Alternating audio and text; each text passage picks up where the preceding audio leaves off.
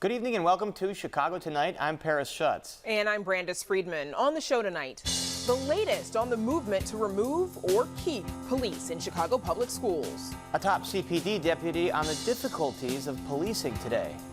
Aldermen debate whether coach houses could ease the affordable housing crunch. A newly discovered comet puts on a spectacular show. And photographs of a popular uprising in Puerto Rico. But first, details on a debt forgiveness program. Paris has more on that and other top stories from today. Paris. That's right, Brandis. City Colleges of Chicago is offering a way back for former students that had to drop out because they couldn't pay tuition. Mayor Lori Lightfoot and City Colleges Chancellor Juan Salgado announced the Fresh Start program. It would give those students a chance to re-enroll and have their debt forgiven. The debt forgiveness would be tied to academic performance and a completion of the degree program. Lightfoot and Salgado say this would affect as many as 21,000 former students, most of them Black or Hispanic. These students have had success with us before. They accumulated some college credit and left in good academic standing, and now they can finish what they started. And Mayor Lightfoot adds 2 more states to the travel quarantine list. Iowa and Oklahoma join 15 other states where COVID cases are rapidly rising. The city has asked travelers from any of those states to quarantine for 14 days, although city officials admit the quarantine order is more of an educational campaign and won't be enforced with penalty. It is, I think, an important thing to raise the consciousness of people that are living in and coming from those locations about what their obligations are if they want to travel. Meanwhile, Governor J.B. Pritzker expresses caution over a rising testing positivity rate for COVID cases in Illinois. Pritzker says there are no plans to roll back the state's reopening yet, but he acknowledges that indoor spaces like bars and restaurants that have bars, that is, have been proven to be at-risk places, hinting that those could be targets of any possible rollback. We've been very measured about how we've reopened our state, and there are many people that complain that where we are now isn't open enough. And so I would just say that I will not hesitate to reimpose some mitigations if we see our numbers moving upward. And now, Brandis, back to you, and a hot-button debate going on in Chicago. Brandis. Paris, the presence of police officers in schools has become a flashpoint in the ongoing movement for racial justice across the country. In Chicago, some activists are calling for the removal of all cops from the city's public schools, but Mayor Lori Lightfoot and CPS leadership say the decision should lie with individual local school councils, or LSCs. Those decisions should be made by the local school council. They shouldn't be made by the mayor. They shouldn't be made by the Board of Education. We have set up a process where local school councils are empowered, they're getting information, and they should make the decisions that is in the best interest of their particular schools. And now some schools are taking action. Northside College Prep's LSC has voted to remove officers, and the council at Roberto Clemente and Humboldt Park passed an advisory vote or an advisory measure doing the same. So here to weigh in with more are Daniel Marr, secretary of the local school council at Roberto Clemente Community Academy, and Ramona Barres, vice chair of the local school council at Kenwood Academy High School on Chicago's South Side. Welcome both of you to Chicago Tonight. Daniel, let's start with you, please. Last week, your LSC passed took an advisory vote in favor of removing police officers, also known as school resource officers or SROs, from Clemente, which you voted in favor of. Why was that? It was a reluctant vote in favor of removing the SROs. Remember, SROs are also human beings. And our particular SROs have made great strides in integrating themselves into the fabric of the school and associating with the students and really being a good part of the community. We'd be sorry to see them leave on that level. The flip side of that coin, however, is we are pursuing at Clemente a system of restorative justice. And many of the studies and statistics that we've seen suggest that students who have socioeconomic challenges are frequently on the receiving end of difficult encounters with the police. So there are there's the argument that we should not have police in schools because it adultifies the kids. It suggests that the criminal justice system is the panacea for everything that goes wrong. We're trying to institute a system where social justice becomes the norm. And Ramona Burress, you wanted to keep SROs at Kenwood Academy. Why are they necessary for your school? You know, I think safety is the number one priority, right? Especially as we're moving at times where we have increased incidents of depression, domestic violence in the home. I think once students return to school, they're going to bring all that baggage with them. And if we want to focus on the didactic or the pedagogy of your students learning, we don't want to overwhelm teachers, administrators with issues that could be potentially thwarted by the presence of a school resource officer.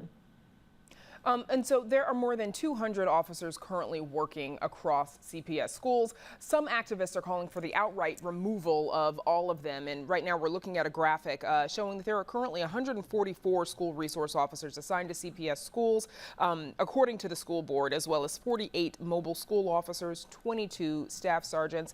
But let's take a listen to Elias Decker. He is with the group CPS Alumni for Abolition. For a lot of people in this country, and specifically in the city, cops don't represent safety. Cops always have, just the presence of cops has an implicit threat of violence, but just the presence of them there, in a lot of cases, adds a level of tension that inhibits, and this is my personal belief, but as well, also the belief that I've heard from teachers, administrators, and other students, both current and alumni, that kind of inhibits really what schools should be. Now, Daniel Marr, that tension that Elias is referring to, that implicit threat of violence, is that something that you've heard about or have heard of students experiencing at Clemente between students and SROs? It's certainly something the LSC is concerned about. I personally don't have statistics on student SRO encounters in the school, but the concern recently just outlined is certainly a concern expressed by some of the LSC members, teachers and staff, and that's one of the arguments we certainly will consider. Ramona Burress, another criticism is that police in schools contribute to the school to prison pipeline that we hear a lot about, where students maybe unnecessarily end up in the criminal justice system when there are other avenues to solve the problems. Is that a valid concern? I do agree, but I think as we hold SROs accountable for it, there are teachers who are guilty of the same thing as well too, right? So I think there's room for restructuring the presence of police officers in the school and making sure that we have the right officers in place, kind of modeling something similar to the CAPS program, right? Can CPS and TPD come up with a similar strategy to implement that type of practice in the schools? Because these officers are a part of the community, as Daniel mentioned. At Kenwood alone, they've been a resource, whether it's students who've endured violence en route to school, or whether there's been violence surrounding the school that had to result in a soft lockdown. But those things were only occurred because we had those officers present to be the resource officers that they are intended to be. The mayor and Chicago Public Schools, as we just heard, they've continually pushed for the LSCs to be the ones to make the decisions about whether or not SROs should remain in school. But one of the criticisms there has been that, not everyone has the benefit of a robust and fully seated LSC, as the two of you have. Should those decisions by an LSC that is maybe either in an advisory position or does not have an entirely elected membership, doesn't have the complete membership, should their vote, carry the same weight as one where the school community has gotten active in electing the members of the LSC? Daniel, let's start with you, Yeah, please. I do think so. Go ahead, Ramona. Okay. No, I do think so. So even if the LSCs are understaffed and there's not enough representatives on board, they're still the voice of the community. They're still the voice of parents, whether in smaller numbers or not. And if that means, like Daniel was doing at his school, having that community conversation, then they should be able to facilitate that. But I think the power and the ownership should lie on the local school council in partnership with the administration to do essentially a needs assessment. Daniel, do you think it would be better to have clear district-wide guidelines on this? No, I agree with Mayor Lightfoot. I agree with CPS, and I particularly agree with Ramona. I think every community should be able to make its own decisions with its own resources. We are blessed to have a fully staffed LSC. I realize there are some schools who do not. But we can't force anyone in the community to participate. Schools have to figure out what works for their community. Daniel, Clemente has a restorative justice program for incidents at the school.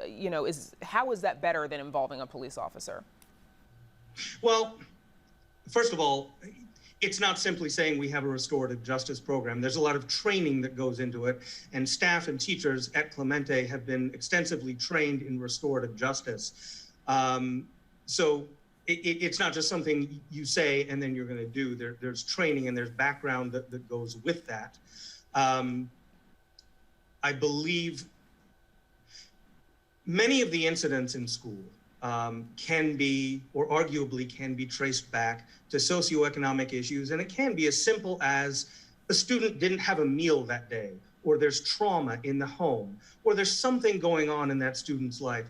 It's really a recognition that not every incident should be turned over to criminal justice. There are some things that should be worked out in the community, as part of the community, as part of the social fabric of the community. There are incidents, there are circumstances which will necessitate the police, but not all of them. And we don't want to make that the go-to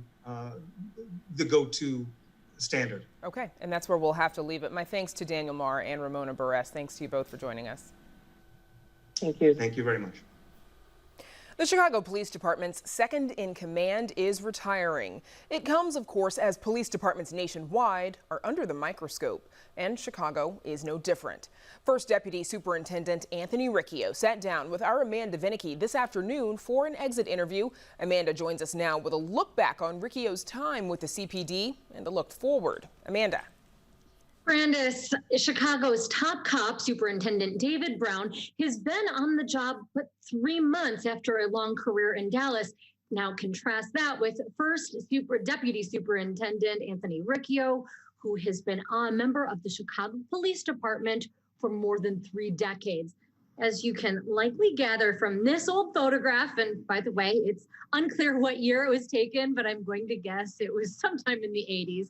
In that time, he rose the ranks, including as head of organized crime and deputy chief of detectives, until former Superintendent Eddie Johnson appointed him to his current post in 2018. Riccio says he grew up wanting to be a Chicago police officer, like his father was before him. My goal was really to be a tactical officer. I wanted to work in blue jeans and a sweatshirt and drive around in an unmarked car. But the one thing I've always tried to remember is the days when I wore that blue shirt and what those guys go through day in and day out. Much has changed since his rookie days. He started with the department in 1985, but especially since the May 25th death of George Floyd at the knee of a Minneapolis police officer. You watch that video and you just cringe. I mean, it's like, my God, what is that guy thinking? I mean, that's just a natural reaction as a human being, not as a policeman or the first deputy or as a private citizen. As a human being, you cringe. A national movement, including in Chicago, protesting racist tactics by the police. In the midst of it, Chicago's president of the Fraternal Order of Police has said officers are demoralized. Certainly we see the George Floyd incident and we see the rioting and we see the looting. Nobody wants to be that next YouTube video. Nobody wants to be that next 15-second clip on the news. So officers are a little bit on their heels when it comes to that. And I think the opportunists and the criminals and the thugs and the gangbangers have taken advantage of that. And that's why we see the rise in shootings and the rise in murders to just ridiculous levels that we haven't seen in years. Riccio says it's not just all of that. It's also a challenging time to be a police officer due to the coronavirus. The very nature of being the police is to be hands-on. To touch people, to be in people's cars, to search warrants to go in people's homes, or just going into a victim's home to take a report. And this virus has everybody scared. Nobody wants to contract it, number one, but more importantly, nobody wants to bring it home and be responsible for infecting their kids or their parents or grandparents. Riccio did not want to weigh in on the FOP as it faces off with the Lightfoot administration on a new contract for rank and file officers, but he says policing can and should evolve. He is not, however, willing to go as far as to accept the notion of defunding the police. Absolutely horrific. You cannot defund the police. The fact that you can get in your car and go to the grocery store, or take your kids for a bike ride, or take your dog for a walk, is all dependent on the fact that there's police officers out there who can protect you. And as soon as that is no longer the case, we all become the prey. But he says police are not the occupying force they once were. Every neighborhood can be as safe as Lincoln Park or Edison Park. But we have to establish that relationship. And we both have to be willing, not just the community and not just the police, we both have to be willing to hit the reset button and say, we're going to give this a try. We're going to both give this a legitimate try. That we're going to welcome the community's input and we're going to police them the way they want to be policed, and they have to welcome us into their neighborhoods. You can watch the full interview with Riccio, including his perspective on Superintendent Brown's latest strategies to reduce crime. You'll find it on our website. So a final word from Riccio when I asked him to look back on his career. I think 99% of my days have been good days. And there's that 1%. And that 1% are the days that we buried policemen. And those are the hardest. And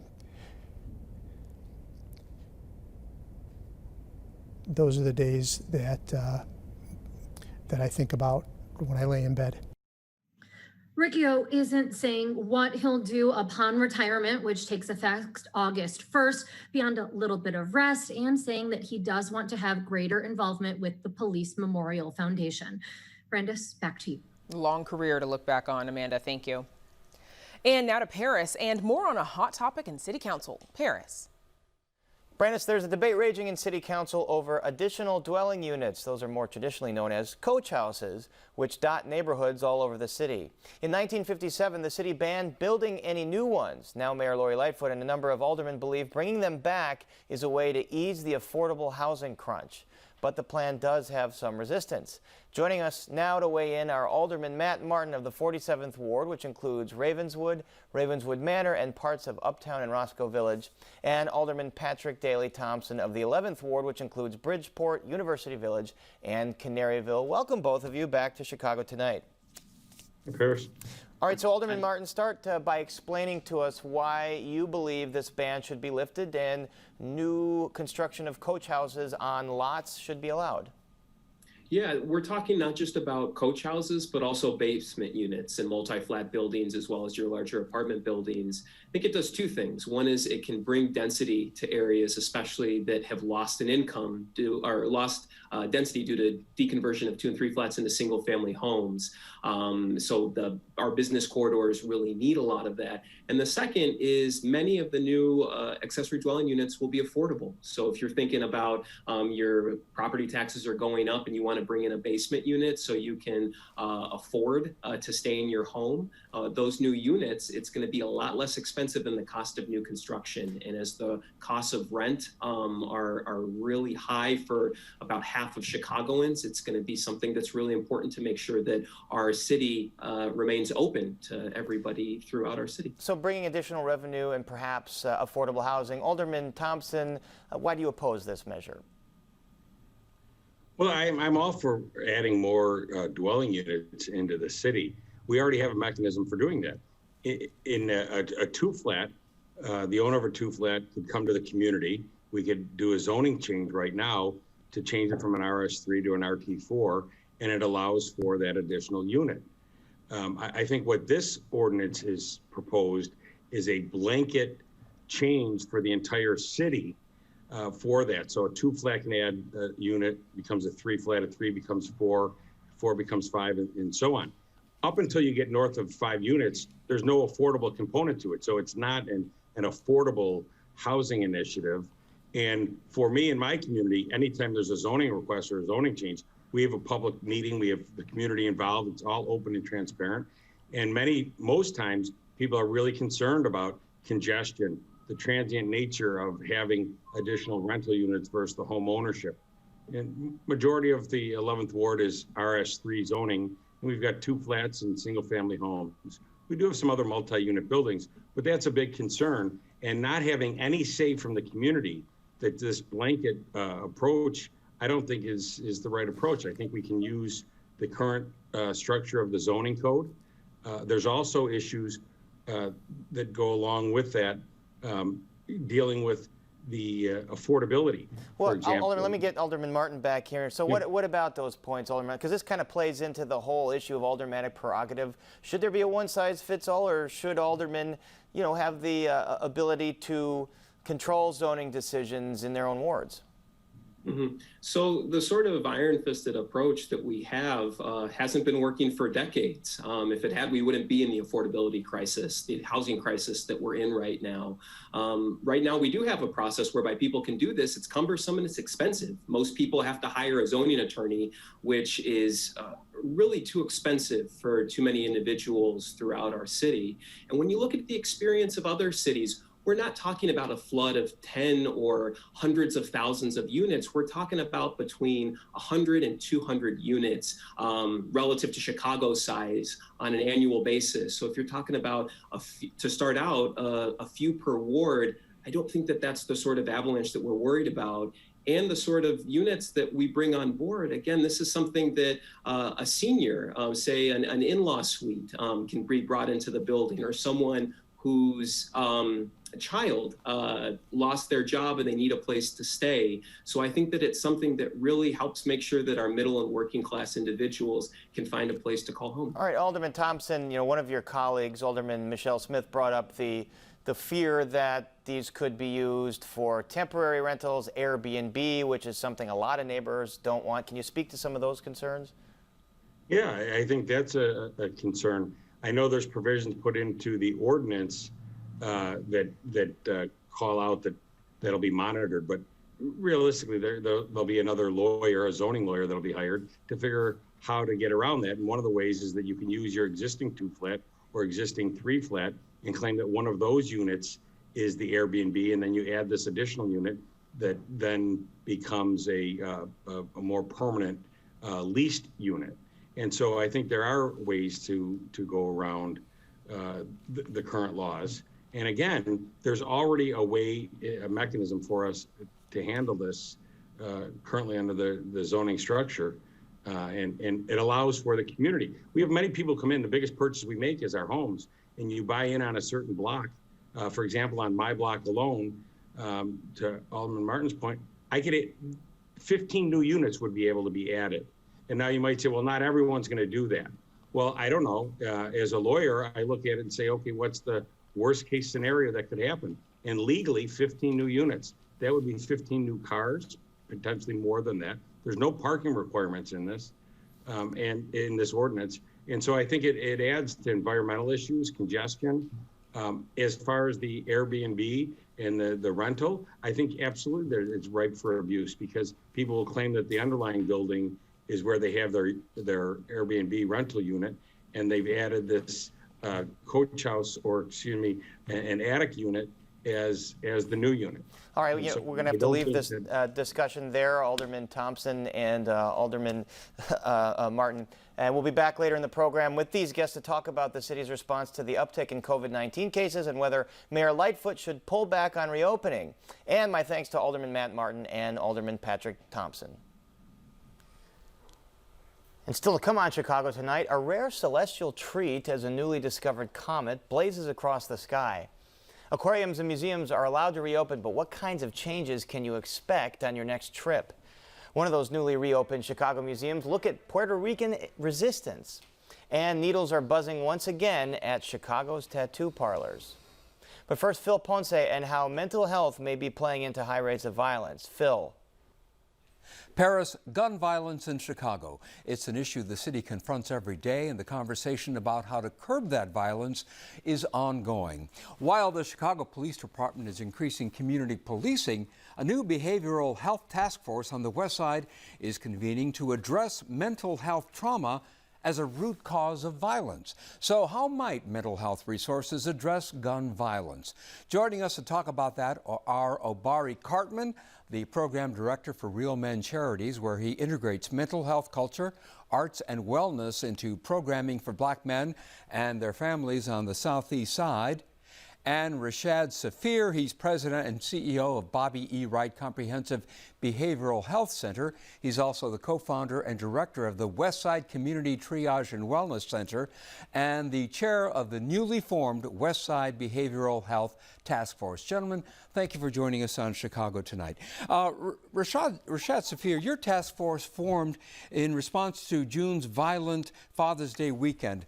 This may seem like an obvious question, but please briefly explain the connection between community trauma and the resulting violence. Yes, thank you, Phil. I appreciate the opportunity to share with you this afternoon.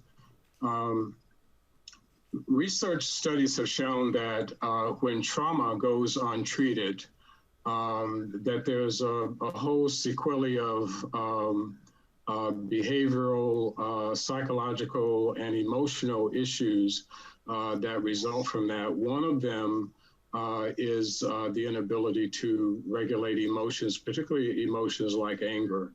And so, you know, we know that we've had trauma in our communities for generations now, and we have a lot of young people who have been exposed to trauma. And so there's a cycle of trauma and violence that's kind of inextricably connected. Obari Cartman, do you believe that mental health resources can help curb violence? I do. I think they have to be the right ones, though. I do think that there are specific problems that manifest in unique ways in our communities.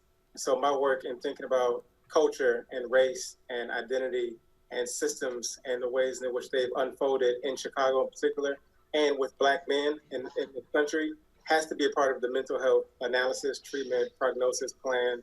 And so general mental health, just general treatment, general counseling may not help as much as we think it would. So I think it's important to be very specific in this problem. Disinvestment plays a role in creating a culture where trauma can be inflicted, and it is inflicted. Disinvestment has been a problem on the South and West Sides. And yesterday, Chicago Police Superintendent David Brown talked about economic opportunities on Chicago's West Side. Let's hear part of what he said. Right through the West Side, it's just boarded up building after boarded up building after boarded up building. No investment whatsoever. Many people here tell me since the riots of the 1960s, after Dr. Martin Luther King was killed, that no one's really come back into that community and invested in a real way. Rashad Safir, how does economic investment exacerbate or contribute to community trauma? Well, I mean, clearly, one of the things I want to respond to is the fact that the West Side communities have been neglected for centuries, not just since the King riots.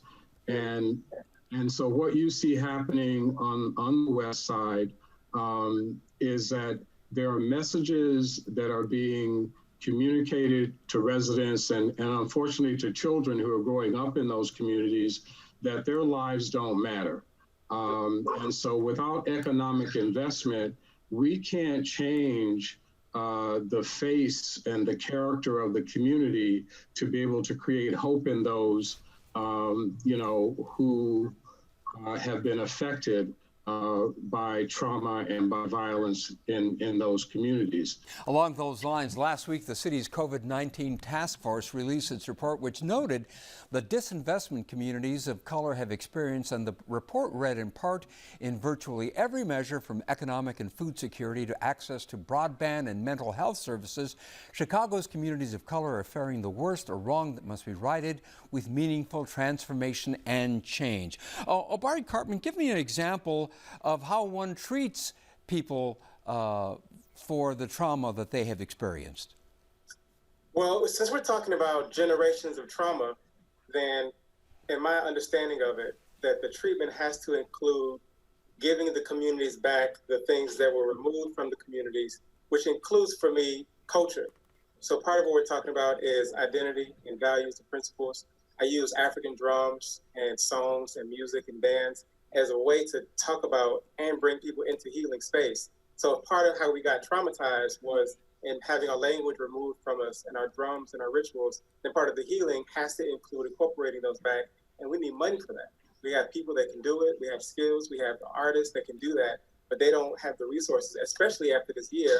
And with the COVID, a lot of these artists, a lot of these performers, a lot of the educators and counselors have been hit the hardest because they're gig workers. And so part of that investment needs to reinstitute the cultural fabric of the communities that can help give the skills and the support and the principles that will create healing for these people. Along the lines of the impact of COVID on exacerbating what we're talking about, Mayor Lightfoot announced a 17-point plan for economic recovery after COVID-19, and mental health was at the top of her priorities. And let's listen to what she had to say. Our first priority area will be to address traumas, both old and new, by creating the most advanced healing-centered region in the country. That's critically important. Increasing access to mental and emotional health, resources and services in communities, and creating a culturally sensitive, diverse mental health workforce. Rashad Safir, say mental health resources are improved. How do you convince people who might be reluctant to avail themselves of those resources to actually engage with them? No, I think that we need to build on the trust that has been established between community-based providers in the community and residents of the community. All too often, we look outside our own communities for assistance and for the answers when we have people who are there on the ground every day, who are well known. And we know that particularly in the African American community, relationship is really central to being able to connect with people and to provide help. So we need to make sure that, we're reaching out to the right people in the right places, to do this work. Gentlemen, that's where we'll have to leave it. We thank you for your insights, Rashad Safir and Obari Cartman. Thank you both. Thank you. And up next, details on a newly discovered comet and when you can see it. But first, a look at the weather.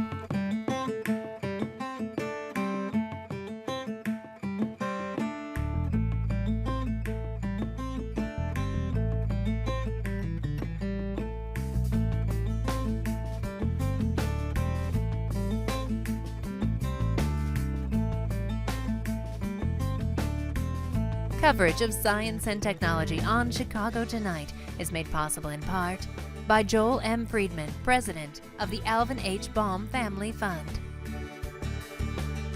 Want to see a rare visual spectacle? Look no further than up at the sky. A newly discovered comet that won't be back for thousands of years blazes across the night sky, and it's visible to the naked eye. Joining us to tell us more is Michelle Nichols, an astronomer and director of public observing at the Adler Planetarium. Michelle Nichols, welcome to Chicago Tonight. Thanks for being here. Thank you so much for having me. Okay, the comet Neowise, when was it discovered and what do we know about it? Discovered March 27th of this year, and we know that it is about 4 miles across, so kind of average, maybe slightly larger than average for your typical comet.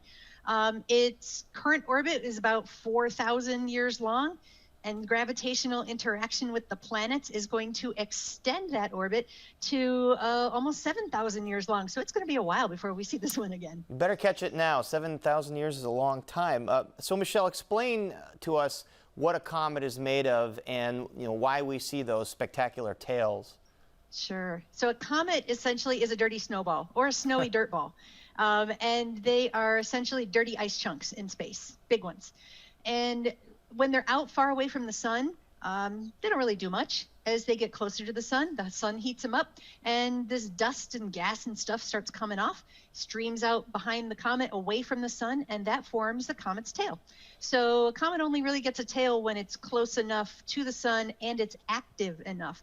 And so that's what's made this comet a little different from some of the fizzles that we've had the last couple comets is it's held together and it's gotten kind of bright. So we're really excited about this one. Really bright, and as we see in the pictures there, you can actually see it amid the Chicago skyline. I mean, can you see it in the city, or do you need to get out of the city, get away from the light pollution to be able to see it better?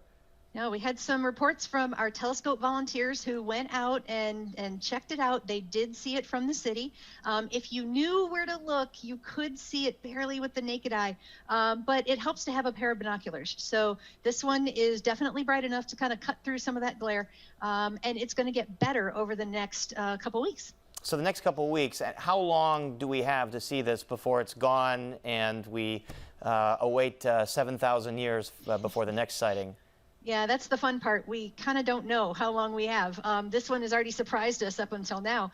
So we think we have a couple weeks. It's going to get closer and closer to the Earth, so that its close point to the Earth is on July 23rd.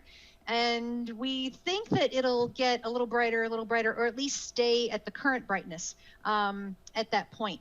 And then it might get a little dimmer, but it could surprise us some more. So that close point just around the neighborhood, 64 million miles away, who knows? Maybe it'll get slightly brighter in our night sky. All right, well, we'll circle July 23rd as perhaps a momentous night. All right, so also going on right now in the stellar world is you can see more planets in the sky than normally. Why is that? Well, we just happen to have a time period where we're going to get all 7 planets in the sky at the same time. It happens about every 20 years. So some might say slightly less often than we get comets that we can see. So we're going to be able to see without telescope or binoculars or anything, Mercury, Venus, Mars, Jupiter, Saturn, from about 4:30 a.m. to about 5 a.m. the week of July 20th. If you know where to point a good pair of binoculars or a telescope, you can add Uranus and Neptune to that one too. So that's a really fun way to get up in the morning and go see some planets. So this is only between 4:30 and 5 a.m. and remind us how you can tell the difference between a star and a planet. Yeah, so it's between those times because there's only a certain amount of time before Mercury gets into some solar glare and Jupiter and Saturn will set. But how you can tell the difference is stars tend to twinkle and planets don't. And if you're wondering about how to tell if you've got a planet or a comet, comets are usually pretty fuzzy. So that's how you can kind of tell the difference between all this stuff that we've got in the sky. And then you throw in satellites and it's really confusing sometimes. Satellites are fun because they actually, you can see them move in the sky. So that is a good way to tell if you've got a satellite versus a planet. A planet won't move all that fast. A satellite will move faster. Okay, that's a good tip. All right, so as we mentioned, you're at the Adler Planetarium. It's had to shut down and won't reopen until the state gets to phase 5, which could be a long time. How do you feel about that? What we're doing is we're using this time to really concentrate on our digital offerings and our online programs. So we're getting several off the ground. We're going to be doing one on July 23rd at 8:30 p.m. to YouTube. So go to the Adler Planetarium's YouTube channel and I'll be on live to help guide you through how to find the comet in the sky. Facing northwest, look up to the Big Dipper, look below it, and hopefully you'll see the comet. Weather permitting for whether or not we'll actually see it that night. But it's been interesting because we can really concentrate on being with our guests, not in person, but online. So we're looking forward to that. All right, we'll look forward to the live broadcast. And Michelle Nichols, thank you so much for being here. Thanks for having me. And make sure you visit our website for more information on Comet Neowise. That's WTTW.com/news. And now, Brandis, we go back to you for more details on reopening plans for some museums. Brandis. Thanks, Paris. Museums and aquariums are allowed to reopen during Phase 4 of Illinois' reopening plan, but those spur-of-the-moment trips to those institutions may be a thing of the past. Joining us with a breakdown of what to expect on your next visit to a museum is WTTW News reporter Kristen Tometz. Hey, Kristen. Hi, Brandis. So for museums that have reopened, what can visitors expect when they go? Face masks will be required and you'll be screened for COVID-19 symptoms, which can include a temperature check. And make sure you get your ticket before you go to the museum. Museums are only allowed to operate at 25% capacity. So many are selling timed tickets in advance to allow for staggered guest arrival per state guidelines. Inside the museum, expect to see hand sanitizing stations, social distancing markers for exhibits, and physical barriers where social distancing can't be maintained. Okay, so it's going to be pretty different. Why are some museums, though, deciding to postpone their reopening if they can open under phase 4? Well, some say they're still working on their guidelines, so there's more announcements to come. Others say they're kind of taking a wait and see approach. They figured they'd let other people go first and kind of learn from them before setting a date. And then the Adler said it's waiting until phase 5 to reopen, citing capacity restrictions, financial reasons, and well-being of their staff in its decision. Okay, so that means it could be a while before we get to go back inside some of those, unfortunately. All right, Kristen Tometz, thanks for joining us. Good to see you, as always. Thanks. Good to see you, Brandis. And you can read Kristen's full story on our website, where you'll see the full list of museums reopening this month. That's at WTTW.com/news. And one of the first local museums to reopen, the Museum of Contemporary Photography, is rolling out Resistance. That's the theme of their long-delayed show that just opened at the Columbia College campus in the Loop. Arts producer Mark Vitale toured the exhibition with the curator. In the museum galleries along Michigan Avenue, visitors are welcomed back in small groups. They see documentary photographs and artwork in a show called Temporal, Puerto Rican Resistance. Temporal means storm. It's a word for storm or hurricane. I mean, it's more maybe commonly used in Puerto Rico because it's also the title of a song. What it means in English is storm, storm, here comes the storm. What will become of Puerto Rico when the storm comes? And this first gallery is dedicated to the after effects of Hurricane Maria. The exhibition also documents austerity in the country before the 2017 hurricane and the popular uprising last summer that ousted the governor of the U.S. territory. I wanted to show that it wasn't just the hurricane that has Puerto Rico in crisis. We've seen just budget cuts throughout. Hundreds of schools have been closed, and the infrastructure, which was already fragile just due to neglect, is just been exacerbated by the natural disasters. One of the 11 artists made contemporary work with historic surveillance photos taken by the police and the FBI decades ago. A photojournalist printed large format pictures on FEMA tarps. Chicago-based artist Edra Soto made a gate studded with viewfinders. They show tiny images she captured in Puerto Rico the day after the hurricane. And another artist has an entire installation open for visitors. It's a recreated beauty salon that explores the struggle of women-owned businesses on the island. The show was organized by Columbia College's Curatorial Fellow for Diversity in the Arts. Dalina Perdomo Alvarez was attending graduate school in Iowa when Hurricane Maria hit. When the hurricane happened for 2 weeks, I couldn't speak to my family. Power was out for nearly 3 months at my parents' home, and they're considered some of the lucky ones because some people didn't have power until a year after. My family and friends kept telling me like 3 months in, they said like it just felt like a really long day, like the time isn't passing anymore, like we're stuck in time and nothing changes. I really wanted to capture like the daily experiences, like the real experience, and I wanted to also show the resistance because I was tired of hearing the word resilient. I feel that puts a lot of weight on like the people who are consistently victimized. So I chose resistance as a counter word. For Chicago Tonight, this is Mark Vitale. The exhibition just opened at Columbia College's Museum of Contemporary Photography. It closes in September on the 3rd anniversary of Hurricane Maria. The show is free, but note that it requires an online reservation to attend. You can find out more on our website. And now back to Paris with more from 2 Chicago aldermen on the latest on the COVID-19 in the city. Paris. Thanks, Brandis. Earlier in the program, we covered the debate raging in City Council over additional dwelling units, also known as coach houses. Alderman Matt Martin and Alderman Patrick Thompson shared their thoughts in that debate. And join us once again to talk about the uptick in COVID-19 cases in the city. But gentlemen, I just want to wrap up that debate really quickly. Alderman Martin, are there additional changes that need to be made? How is this going to get resolved, the coach house issue? I think we're going to continue talking with all of our colleagues to make sure that their voices are heard and that we have something that a substantial number can support. So certainly around affordability, around accessibility, particularly with seniors in mind.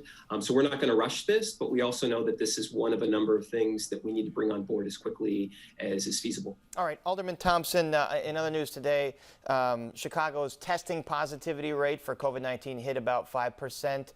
Are you concerned that the city might need to move back from the Phase 4 reopening with indoor dining and bars that we see right now?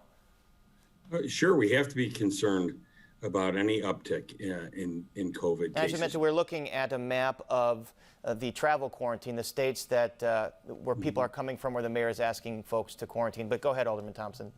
Yeah, so I mean, I think we have to be, and I commend the mayor and Dr. Arwady for their efforts on this. I don't think anyone wants to go backwards, and so that's why we're asking all of our neighbors and residents in the city to abide by the guidelines. Wear a mask, do what we can. The city can't police everything and everyone, so we're asking everyone to participate in this, and that way we can continue with the Phase 4 and continue to have our establishments open.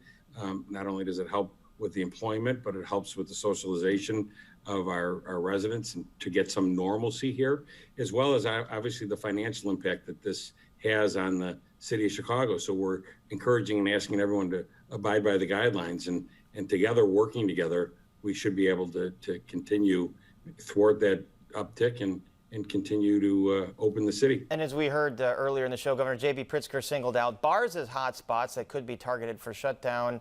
Let's take a listen again to what he had to say.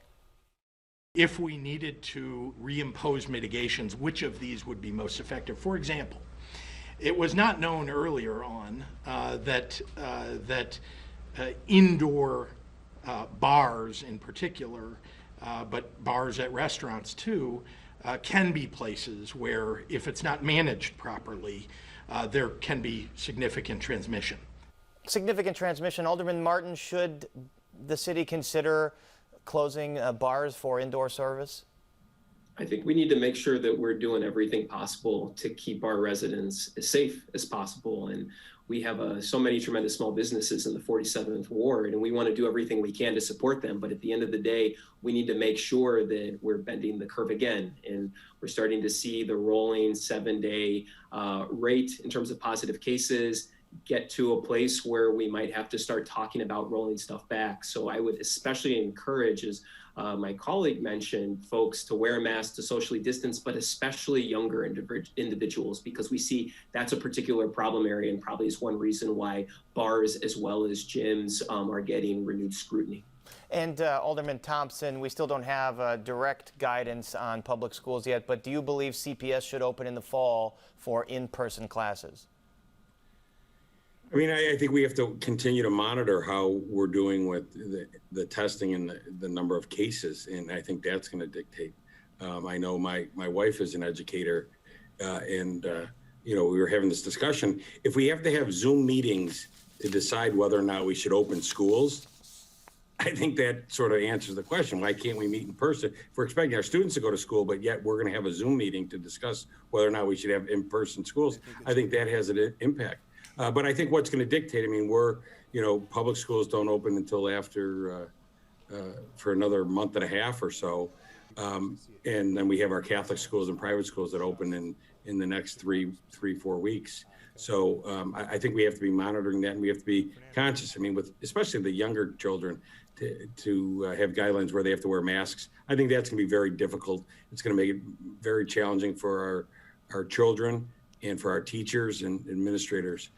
So I think, it's not decided yet. I think we have to watch that very closely. And I would rely on the medical profession and Dr. Arwady to really weigh in on what she thinks and what that profession thinks. Hey, Alderman Martin, Catholic schools are going to have a plan for in-person classes. Do you believe CPS should have in-person classes? It's a real challenging situation because we know, for example, Education Secretary Betsy DeVos said, well, only 0.02% of children will die due to COVID. That's almost 15,000 individuals across the country. So we are in the middle of a really challenging conversation around what's acceptable in terms of cases as well as deaths. And so we need to make sure that the health of not just our students, but all of our adults, be they family members as well as education professionals, is clear. But also, we know the challenges with regard to distance learning, particularly for individuals and communities that struggle with access to technology. So we need to make sure that it's a data-driven approach, but it's a real concern, I think, given where our cases are trending. All right, we'll await that guidance in the coming days. And my thanks to Alderman Matt Martin and Alderman Patrick Thompson. Thank you. Thank you. When Chicago's tattoo parlor shut down in mid-March, the artists at Speakeasy Custom Tattoos were already booked up through June. Needless to say, the Wicker Park Tattoo Parlor has plenty of customers waiting to get inked after months of quarantine. Chicago Tonight's Evan Garcia recently visited the shop to see what's different during COVID-19. Here's another look. At Speakeasy Custom Tattoo, Mackenzie Logan is getting a deer skull with mushrooms growing out of it tattooed onto his arm. I kind of came to him with an idea of what I wanted, and he came back with something that was even cooler than what I thought I wanted. Tattoo artist Colin O'Keefe hadn't made money with his needle in more than 2 months. We have been furloughed since March 16th, so we're happy to be back. Trying to do it safe and do it the right way. Chicago's tattoo parlors, along with hair and nail salons, were allowed to reopen June 3rd as part of the city's Phase 3 COVID-19 reopening plan. In addition to new rules like face masks and no extra guests, Speakeasy's co-owners Patrick and Kelly Cornolo say they already have strict sanitary practices due to the nature of their work and protection against bloodborne diseases. So we're already aware and have to assume that everybody has something that you could get. And so we have everything is disposable, all of our barriers, all our drape sheets and pillowcases and inks and needles, everything is single use and disposable. Question from a client. Most tattoo shops in general are cleaner than a lot of other, places you might go to, which was another, consideration when people were questioning how long was this going to take and why we should be opened in that first phase. It's actually something for my dad. My dad had passed away about 2 years ago. His Chinese zodiac sign was the dragon. On top of the lack of business during the COVID-19 shutdown, shops in the area dealt with looting and destruction that followed peaceful protests in response to the death of George Floyd. For its first week of reopening, Speakeasy was boarded up. This Twitter video from Andrew Gund shows looting in the Wicker Park neighborhood on May 31st. So our neighborhood was hit pretty hard during those riots, and even the store downstairs got looted. So that was kind of scary. That was the first week we opened up. So we operated as a true speakeasy for the first week and brought everybody around the back. Now 3 weeks into their reopening, the married co-owners have different memories of the quarantine. We have such great artists. We have such an awesome crew right now that it was really, heartbreaking for me. I think I cried for like the first month. First time in my career I've ever had any real substantial time off, longer than a week or two, which was great. I loved every minute of it, and but no, it's nice to get back to work because no work, no money. For Chicago Tonight, this is Evan Garcia. Do you have an interesting tattoo that you got in Chicago? Visit our website and drop us a line or a photo. And before we go, some viewer feedback. Our story about Governor Pritzker threatening to reimpose parts of the shutdown if infection rates rise got this response. Which is the responsible thing to do? Your critics do not believe in responsibility. That's why they are Trump supporters. Talk about a dictatorship. Anyone else super proud at how our governor handled this? Glad we aren't at the likes of red states like Florida or Arizona. Another viewer writes, "You're forgetting something, Governor. Judge Michael McHaney ruled that you cannot bestow yourself with dictatorial powers every 30 days. Remember? You'd be more within the framework of his ruling if you advised rather than ordered." And lastly, a viewer writes, "I love our governor. He puts our safety at a very high priority." And here's some reaction to our story about whether or not Chicago's schools should reopen for in-person instruction this fall. President Trump thinks schools should open and has threatened the loss of federal funds. It does not matter what he wants. It's what is good for your children and your health. Stick to your, quote, common sense and your beliefs, for Trump has none. Then why did 5 pediatricians from across the country say they would definitely send their kids to school on NBC Nightly News, including a pediatric epidemiologist? Evidence shows that children are asymptomatic spreaders and terrible at hygiene practices the younger they are. Yes, it's more dangerous because it's impossible to work all day with children and engage in safe practices. As always, we appreciate hearing from you. Join the discussion on Facebook, Twitter, and Instagram, or post your comments on our website.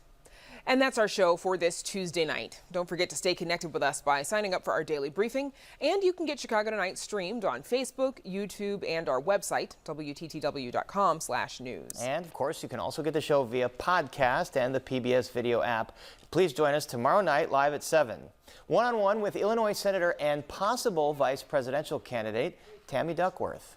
And President Trump attacks widespread mail-in voting as Chicago sees record applications. Now, for all of us here at Chicago Tonight, I'm Brandis Friedman. And I'm Paris Schutz. Thank you for watching. Stay healthy and safe, and good night.